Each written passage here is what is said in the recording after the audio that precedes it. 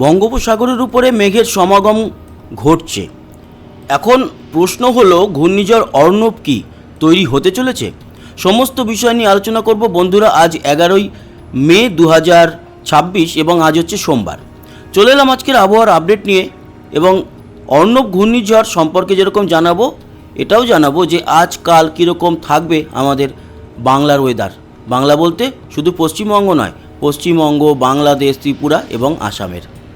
দেখুন, এই মুহূর্তের উপগ্রহ চিত্র বলছে পশ্চিমবঙ্গ একেবারেই পরিষ্কার। পশ্চিমবঙ্গের উপরে কোথাও মেঘ নেই, শুধুমাত্র একেবারে দক্ষিণে ওই হলদিয়া সুন্দরবনের কাছে সামান্য খানিকটা মেঘ দেখা যাচ্ছে, তবে তার জেরে বৃষ্টি এই মুহূর্তে লক্ষ্য করা যাচ্ছে না কোথাও।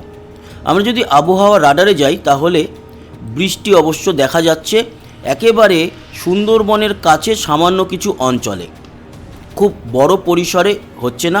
ডায়মন্ড হারবারের কাছে এই মুহূর্তে খানিকটা মেঘ ও বৃষ্টি, বাকি সামান্য তার আশেপাশে অঞ্চলে। এছাড়া বাংলাদেশের ঢাকায় এবং দক্ষিণ ত্রিপুরা ও কুমিল্লাতে এই মুহূর্তে বৃষ্টি আমরা লক্ষ্য করতে পারছি। পরবর্তী সময় কীরকম থাকবে তার আগে আমরা ঘূর্ণিঝড় অর্ণব নিয়ে একটু আলোচনা করে নিই।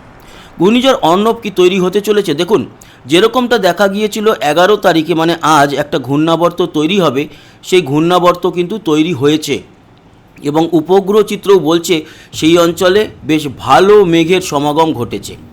ফলে আজকে এই ঘূর্ণাবর্তটি তৈরি যখন হয়ে গেছে, তাই আমাদের অপেক্ষা করতে হবে এটি সামান্য নিম্নচাপ নাকি ঘূর্ণিঝড়ের দিকে যেতে পারে। ঘূর্ণাবর্তটি আগামীকালকেও থাকবে, তারপর এখনও পর্যন্ত যতটা আমরা লক্ষ্য করতে পারছি তাতে নিম্নচাপ হয়ে দক্ষিণ ভারতেই যাবে।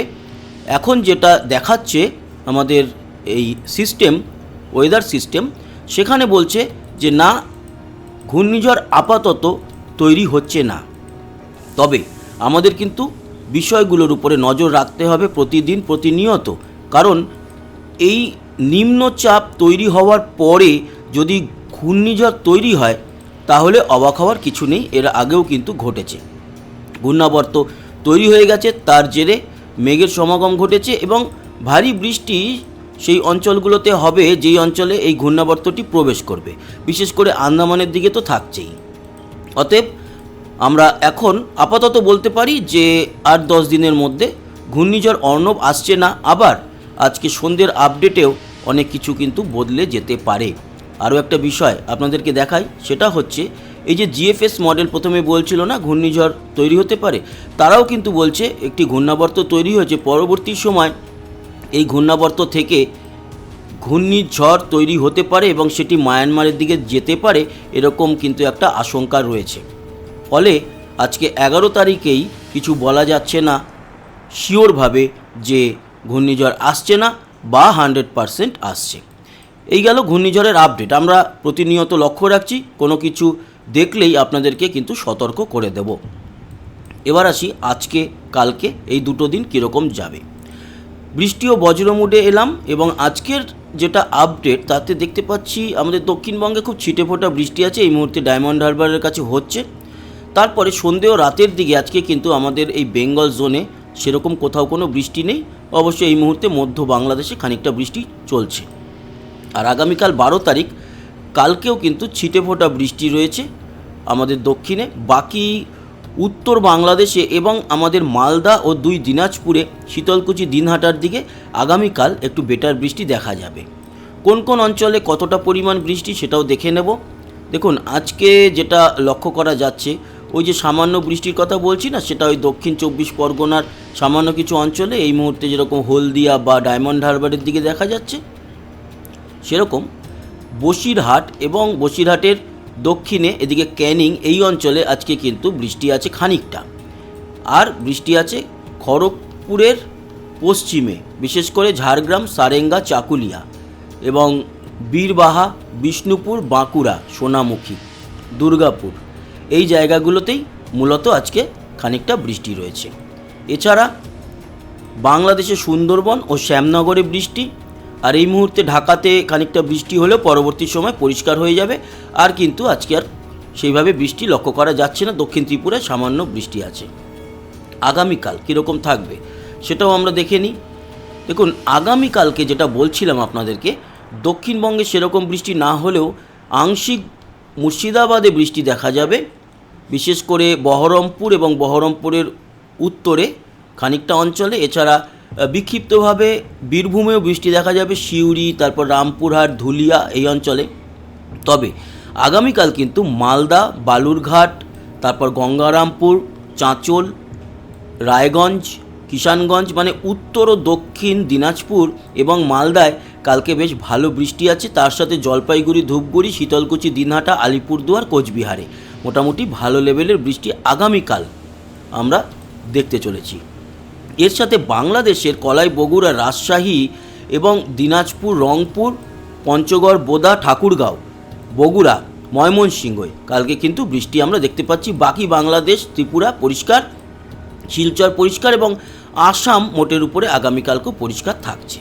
তাহলে যেটা প্রশ্ন সেটা হচ্ছে যে আমাদের দক্ষিণবঙ্গে ভালো লেভেলের বৃষ্টি কবে পাচ্ছি? দেখুন, কালকেই শুধু নয়, বুধবারও কিন্তু উত্তরবঙ্গে বৃষ্টি আছে ভালো। উত্তর বাংলাদেশ সহ মধ্য বাংলাদেশ মানে দক্ষিণ বাংলাদেশের বরিশাল, খুলনা বাদ দিলে অর্ধেক বাংলাদেশে কালকে বৃষ্টি, এবং ত্রিপুরা কাল না পরশু দিন, এবং তারপরেও কিন্তু আমরা আসামে দেখতে পাচ্ছি ভালো লেভেলের বৃষ্টি। দক্ষিণবঙ্গে আপাতত সেরকম বৃষ্টি দেখা যাচ্ছে না। বাংলাদেশের বিশেষ করে পূর্বে বা উত্তর বাংলাদেশ, মধ্য বাংলাদেশের সিলেটের দিকে, শিলচর, আসামে ভারী বৃষ্টি কিন্তু চলতে থাকবে আগামী কয়েকদিন। এই বৃষ্টি থামছে না। কিন্তু দক্ষিণবঙ্গের ক্ষেত্রে যেটা দেখলাম, দক্ষিণবঙ্গের ক্ষেত্রে সেরকম বৃষ্টির আশাজনক খবর আপনাদের আপাতত দিতে পারছি না। উত্তরের ক্ষেত্রে বৃষ্টি থাকছে, আর বিশেষ করে পূর্ব বাংলাদেশে সিলেট এবং আসাম জুড়ে প্রতিদিন ভারী বৃষ্টি এবং বন্যা পরিস্থিতি তৈরি হতে পারে, এরকমটাই কিন্তু দেখতে পেলাম।